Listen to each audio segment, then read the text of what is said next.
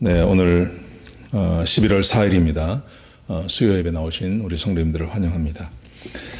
우리 말씀 나누기 전에 먼저 공동기도 제목으로 기도하는 시간 갖도록 하겠습니다. 소리 내어서 기도하시기 바랍니다. 기도하시겠습니다. 홍석갈 집사의 암을 치료해 주십시오.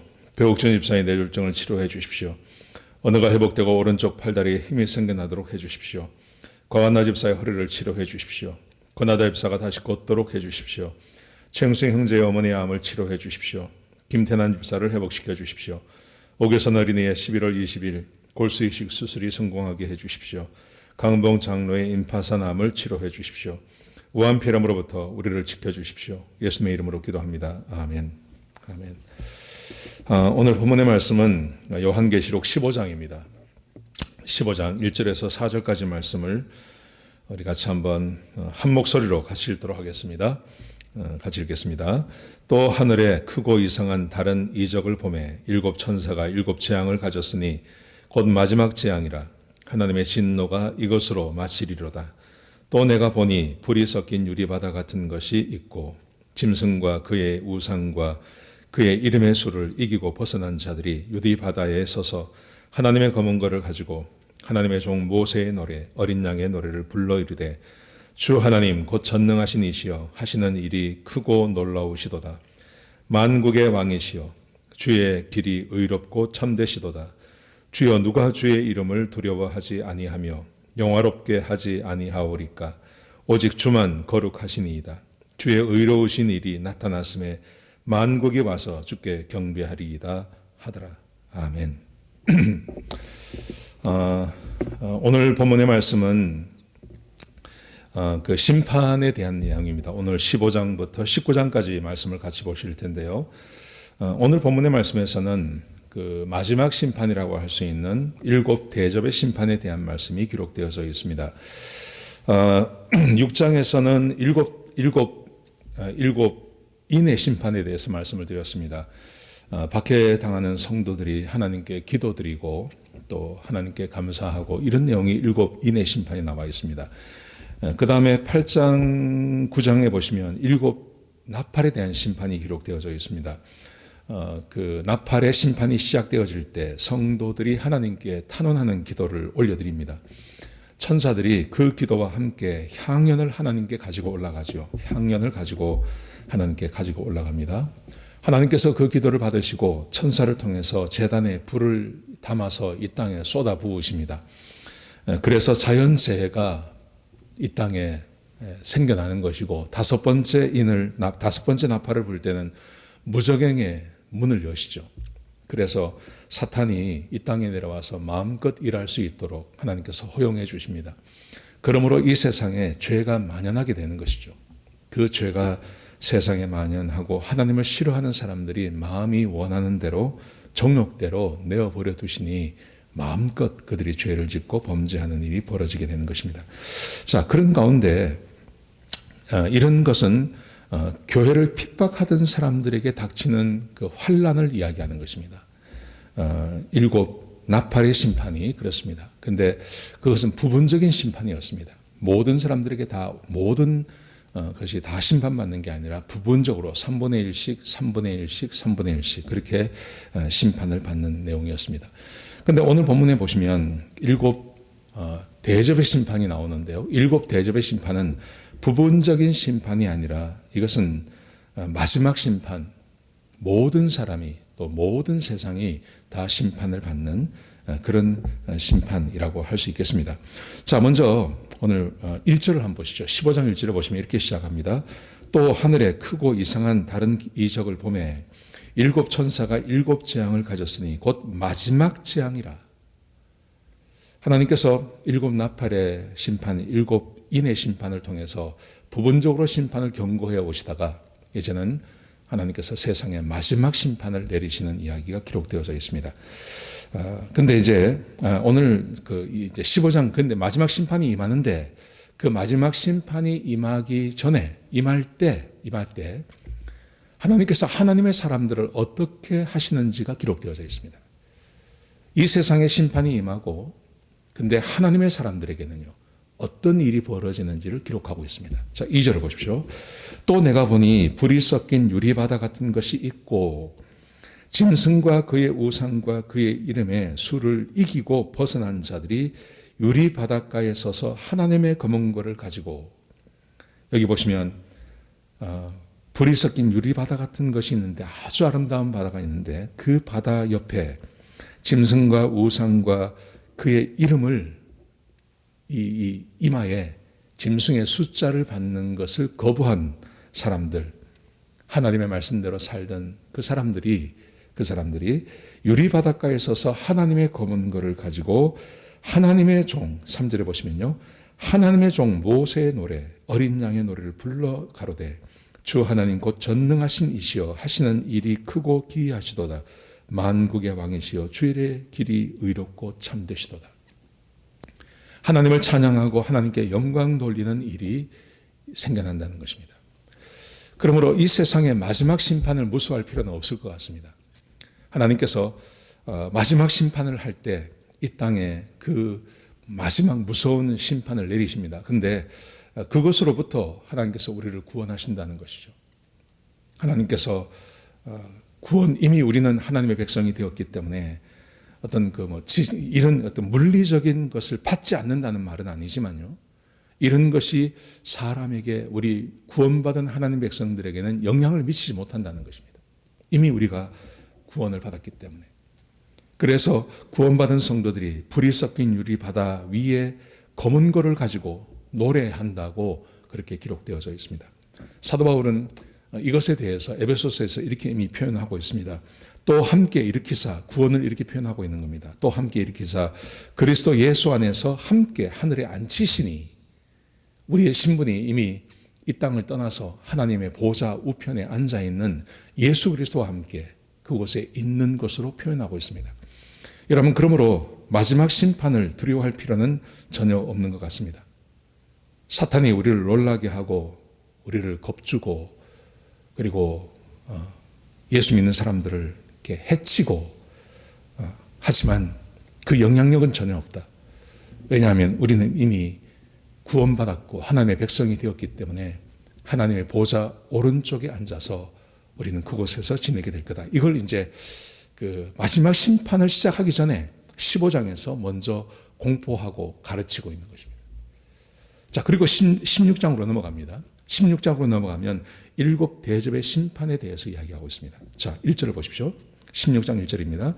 또 내가 들으니 성전에서 큰 음성이 나서 7 천사에게 말하되 너희는 가서 하나님의 진노의 7 대접을 땅에 쏟으라 하더라. 첫째가 가서 그 대접을 땅에 쏟음에 악하고 독한 헌대가 짐승의 표를 받은 사람들과 그 우상에게 경배하는 자들에게 나더라. 마지막 심판을 말씀하시는 거죠. 자, 마지막 심판을 말씀하시는데 여기 보시면 7장과 8장에 보시면요, 그 7 나팔에 대한 심판이 나옵니다. 그 7 나팔의 심판의 순서가 있습니다. 첫 번째 나팔을 불 때 땅이, 그 다음에 두 번째 나팔을 불 때 바다가, 세 번째 나팔을 불 때 강이, 물샘들이 이렇게 변하고 하는 그런 순서들이 있습니다. 그런데 오늘 16장에 보시면 첫 번째 대접을 쏟으니, 그렇게 되어 있죠. 땅에 쏟음에 악하고 독한 헌대가 짐승의 표를 받은 사람들과 그 우상에게 경배하는 자들에게 나타나더라. 그 순서가 똑같습니다. 땅에 쏟고, 두 번째 바다에 쏟고, 세 번째 대접을 쏟으니 강과 물 근원이 마르고, 순서가 다 똑같습니다. 그래서 오늘 이 16장에 보시면 특징이 이것입니다. 대접을 쏟으면 나팔의 심판과는 달리 대접의 심판은 부분적인 재난이 아니라 이것은 완전한 파괴를 갖다 주는 거예요. 완전한 파괴가 임한다는 것입니다. 저는 이것이 하나님의 심판의 원리라고 생각합니다. 하나님께서 이 세상을 심판하시기 전에 경고하십니다. 경고. 자, 생각해 보십시오. 소돔과 고모라, 하나님께서 얼마나 많은 경고를 하십니까? 그런데 그 말을 듣지 않습니다. 거기에 천사가 가서 경고함에도 불구하고 소돔과 고모라 사람들이 이것을 거부하지 않습니까? 그래서 롯의 가정 외에 완전한 파괴가 그들에게 찾아오게 되는 것이죠. 그 이전에 노아 홍수도 마찬가지 아닙니까? 무려 100년 동안 경고하지 않습니까? 산 위에 방주를 짓고 그 방주를 짓는 이유를 노아가 100년 동안 설명을 하지 않았겠습니까? 그런데 사람들이 그 말을 듣지 않습니다. 그리고 비가 오기 시작하고 방주의 문이 닫히고 모든 생명체가 다 죽임을 당하게 되는 것이죠. 출애굽기 10재앙도 마찬가지라고 생각합니다. 출애굽기 10재앙, 하나님께 재앙을 하나씩 늘려가실 때마다 하나님께서 이 백성을, 내 백성을 내보낼 것을 말씀하시지만 그 악한 왕이 내보내지 않습니다. 그리고 완전한 심판이 그들에게 임하고 나라가 망하게 되는 것이죠. 하나님께서 이 세상에서도 이 그 요한계시록에서도 하나님께서 창세기 때부터 쓰시던 그 경고하셨던 그 경고와 그리고 그 경고가 이루어지는 실제의 심판이 세상에 임하는 것을 똑같은 과정으로 보여주시는 것입니다. 7 인의 심판, 7 나팔의 심판, 부분적인 심판입니다. 그런데 7 대접의 심판이 오면 부분적인 게 아니라 이 세상의 모든 것이 다 심판받는, 타락하고 교회를 핍박하고 하던 이 세상에 전쟁과 전염병과 이런 것으로 인하여서 이 세상에 심판받는 것을 우리에게 보여주고 있는 겁니다.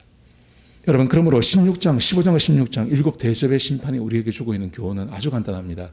하나님의 경고를 무시하지 말라는 거죠. 저는 이런 경고가 세상에 마지막에만 오는 게 아니라 우리 인생에도 동일하게 하나님께서 경고하신다고 믿습니다. 하나님께서 경고하십니다. 개인적으로 하나님께서 경고하시고 완전한 심판이 임하기 전에 경고하시다가 그 경고를 여전히 무시하는 사람들에게 하나님께서 심판을 하시는 것이죠. 여러분, 그러므로 하나님의 경고를 무시해서는 안 됩니다. 자, 그 다음에 17장과 18장으로 가시면 바벨론에 대한 심판에 대한 이야기가 나옵니다. 바벨론. 자, 17장 1절을 보십시오. 또 7 대접을 가진 7 천사 중 하나가 와서 내게 말하여 가로되 이리 오라. 많은 물 위에 앉은 큰 음녀에 받을 심판을 내게 보이리라. 이 음녀가 바벨론을 말합니다. 땅의 임금들도 그로 말미암아 음행하였고 땅에 거하는 자들도 그 음행의 포도주에 취하였다 하고, 이 음녀가 세상에 미치는 영향을 말하는 거죠. 세상의 권력자, 세상의 모든 사람들이 이 바벨론의 영향을 받습니다. 음녀의 영향을 받습니다. 자, 보십시오. 5절에 보시면요. 그 이마에 이름이 기록되었으니 비밀이라 큰 바벨론이라 땅의 음녀들과 가증한 것들의 엄이라 하였더라. 이 세상의 바벨론, 이 세상의 문화, 이 세상에 편만하게 퍼져 있는 하나님을 대적하는 마귀의 조종을 받는 이 세상의 모든 것들, 이 세상의 문화 같은 것들이 하나님께 심판을 받는다고 말씀하십니다. 6절에 보시면요, 이런 기록이 있습니다. 또 내가 보매 이 여자가 성도들의 피와 예수의 증인들의 피에 취한지라. 내가 그 여자를 보고 기이 여기고 크게 기이 여기니. 이 바벨론, 이 음녀가 성도의 피, 예수의 증인들의 피에 취했다 그러죠. 무슨 말입니까? 이 바벨론은 교회를, 세상 교회를, 또 예수 믿는 사람들을 얼마나 조롱하는지 모릅니다. 물론 그 박해도 하고 죽이기도 하지만 세상의 문화라는 것은요, 그 문화 자체가 무슬림의 문화라면, 아니면 혹은 중공의 문화, 아니면 북한의 문화라면 그리스도인들의 피를 직접 흘립니다. 예수를 믿는다는 이유 때문에 죽임을 당합니다. 여러분, 그렇다고 거기만 이 바벨론이 존재하는 것은 아닙니다. 오늘 미국이나 아니면 서구 유럽의 문화를 보십시오. 그리스도인이라고 하면, 교회 나간다고 하면 얼마나 조롱하는지 모릅니다. 그리고 영화를 보십시오. 영화를 보시고 요즘 만들어지는 영화, 그리고 요즘 만들어지는 드라마, 한국의 영화, 드라마를 보십시오. 얼마나 조롱하는지 모릅니다. 제가 얼마 전에 한국 드라마를 하나 1편인가 보니까 거기서는 그 제목을 잘 모르겠는데 거기서는 교회가 말입니다. 교회가 돈을 버는 무슨 그 아주 사악한 집단으로 그렇게 표시를 했어요. 또 어떤 사람은 살인자가 있더라고. 아주 양심의 가책도 없이 막 사람을 이렇게 죽이고 사람을 막 이렇게 하는, 이게 막 시신을 묻고 하는 이런 게 있는데, 그 사람이 뭐라고 그러냐면 이렇게 말합니다. 뭐 이렇게 일을 하다가 일이 잘 안 풀리니까 요즘 주일 예배 빠졌더니 일이 잘 안 된다고. 교회를 조롱하는 것이죠. 교회를 조롱하고 교회를 비판하고. 지금 세상이 그렇습니다. 그것을 어떻게 표현하고 있냐면 이렇게 말합니다. 성도들의 피와 예수의 증인들의 피에 취한지라. 누가요? 이 여자가, 바벨론이.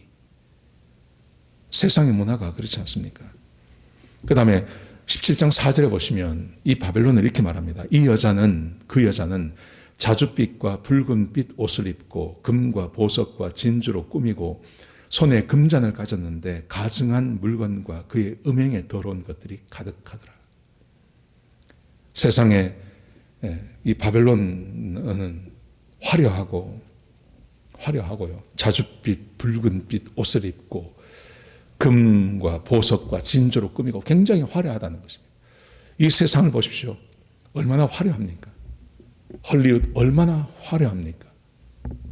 중공이나 아니면 무슬림의 그 힘을 가진 사람들 얼마나 화려합니까?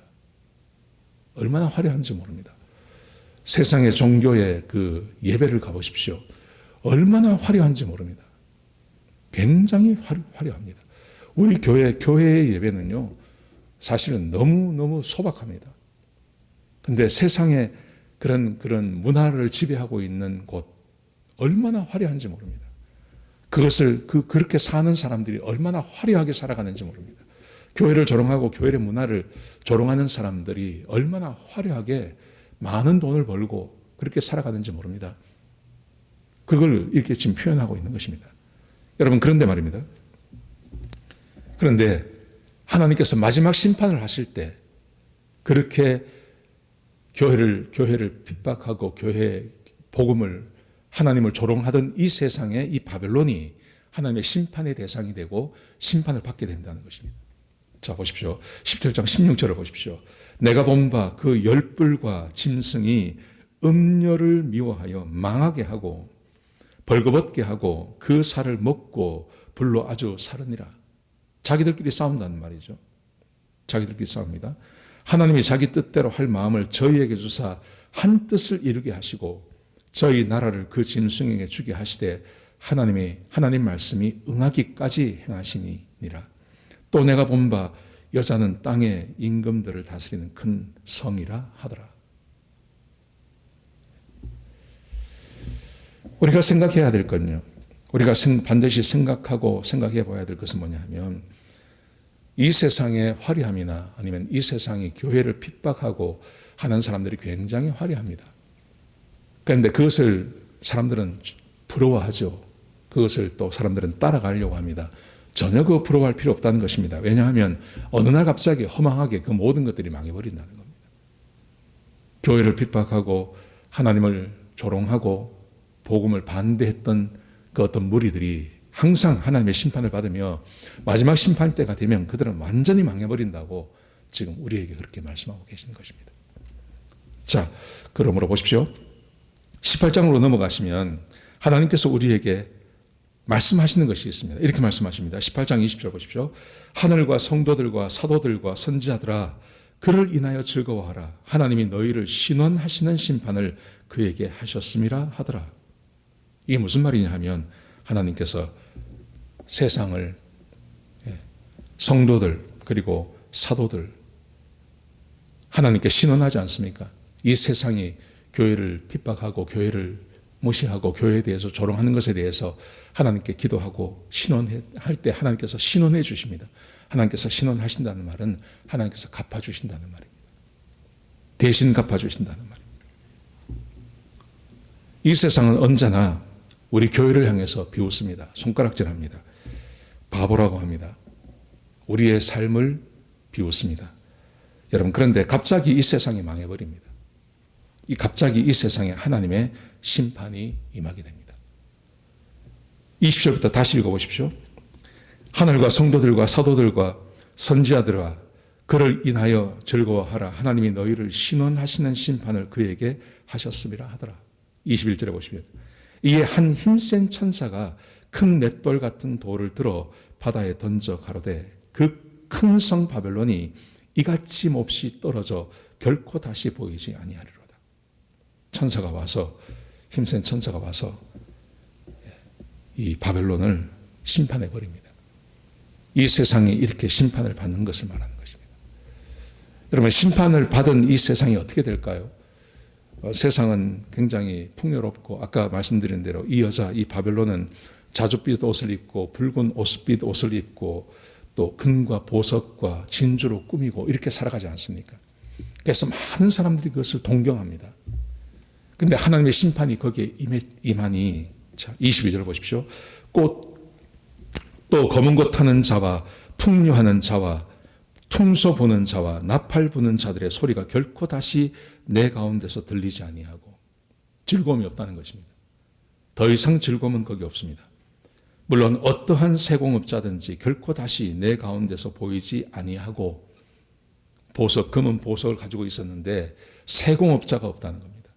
또 맷돌 소리가 다시 내 가운데서 들리지 아니하고, 등불 빛이 결코 다시 내 가운데서 비치지 아니하고, 신랑과 신부의 음성이 결코 다시 내 가운데서 들리지 아니하리로다. 기쁨과 즐거움이 없다는 거예요. 지금 세상 모든 사람들이 즐거워하는 것이 있습니다. 이 세상의 문화는 이상하게도 문화가 발전하면 발전할수록 교회를 핍박합니다. 하나님을 믿는 것을 핍박합니다. 교회의 가치관, 하나님께서 우리에게 주신 그 가치관을 부정해버립니다. 그런데 이 세상은요, 굉장히 화려합니다. 여러분, 배우를 한번 보십시오. 배우 중에, 배우나 아니면 이렇게 영화를 만드는 사람들 중에 하나님의 가치관을 믿고 하나님의 가치관대로 사는 사람들이 성공할 확률이 훨씬 없습니다. 그것보다는 동성애를 찬동해주고 지금 세상이 추구해가고 있는 그 문화를 동조해주고 그런 식으로 영화를 만들고 드라마를 만들고 그렇게 배우 활동을 하면요, 세상이 그에게 박수해주고 그에게 많은 보상을 해줍니다. 그게 지금 세상입니다. 책도 그렇게 써야 됩니다.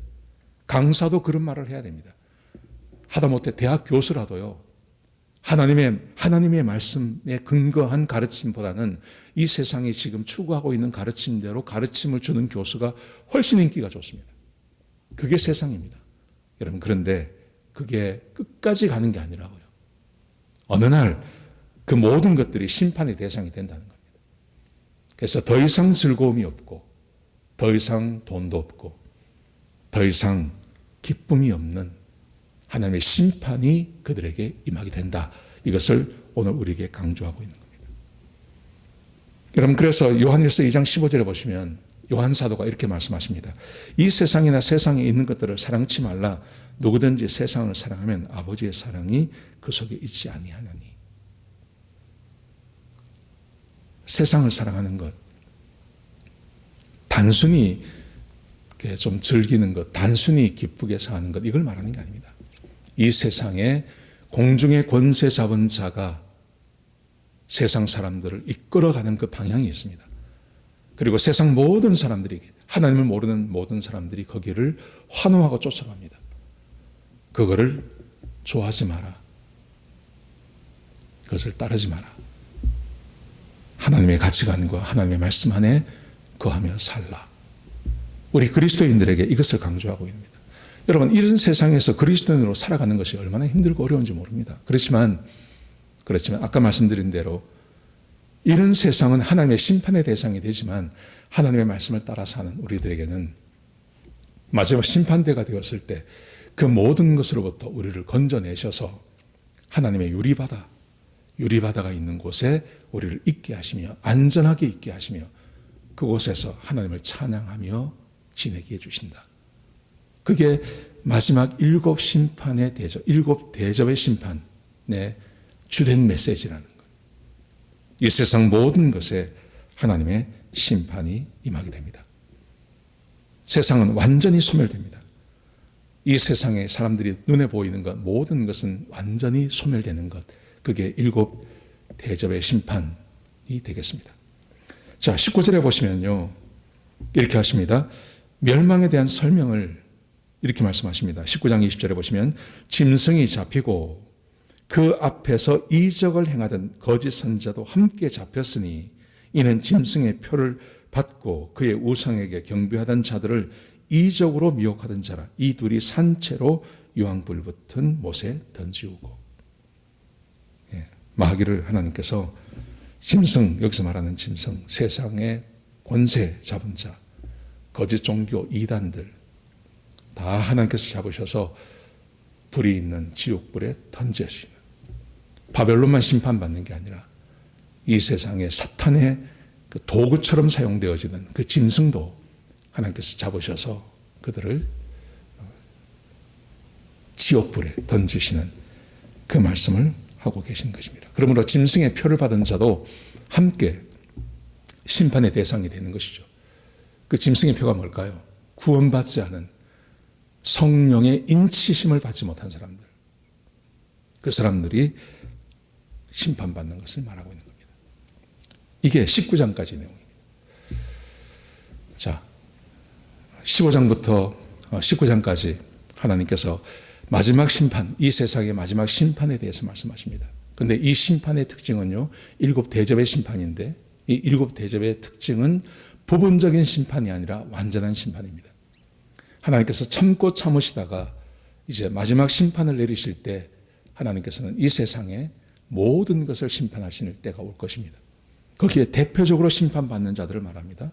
그 대표적으로 심판받는 자들이 이 세상의 문화라고 말할 수 있는 바벨론, 그리고 19장에 가서는 짐승, 마귀의 소나기에서 놀아나던 그 모든 것들이 하나님의 심판을 받고 지옥불에 던져지게 되는 것을 우리에게 보여주고 있는 겁니다. 마지막 하나 남았죠? 마지막 하나 남은 게 바로 사탄입니다. 그 사탄이 어떤 심판을 받게 되는지 그게 20장에 기록되어 있습니다. 다음 주에 20장 사탄이 어떤 심판을 받게 되는지를 함께 나누도록 하겠습니다. 오늘 여기까지 함께 나누겠습니다. 기도하시겠습니다.